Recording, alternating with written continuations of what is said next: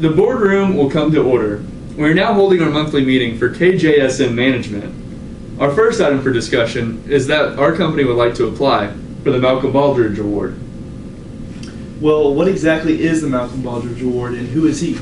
Malcolm Baldrige was Secretary of Commerce, and he was an advocate of quality management as key to U.S. prosperity and sustainability.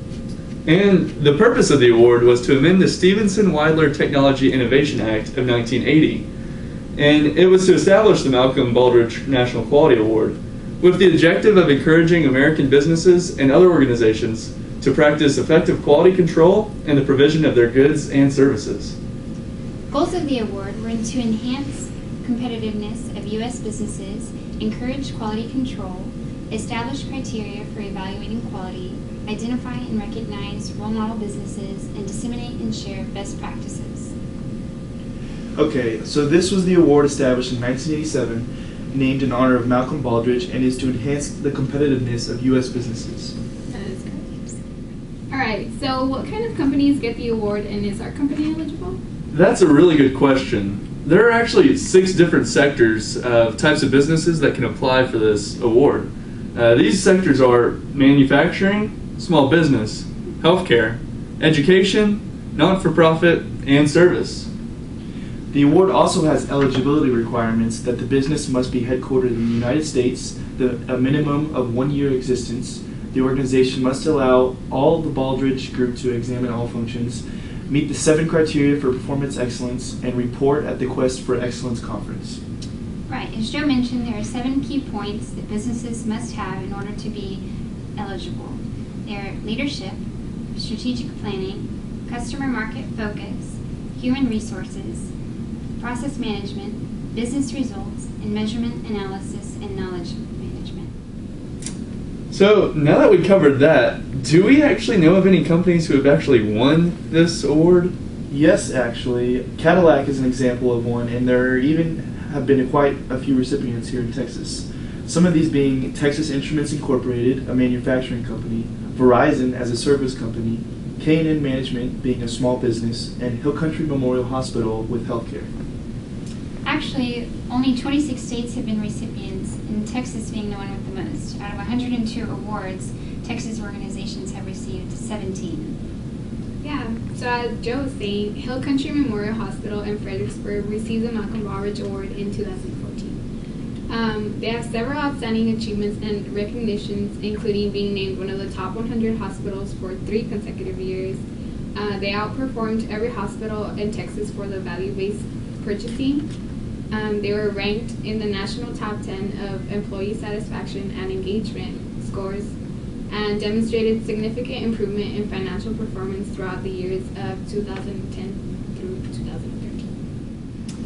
So, now that we have a better understanding of what the award is, what do we have to try to do to get it? There's actually a relatively lengthy application process that we'll have to go through. First, there is the eligibility certification package. This package includes forms signed by the highest-ranking officials in the company, an organization chart and other required documents, a non-refundable payment of $360, and a proof date of when the application is sent.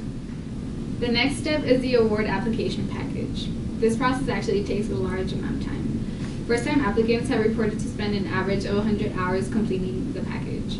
And remarkably, one of the finalists in 1989 reported to have spent 14,000 labor hours preparing the package.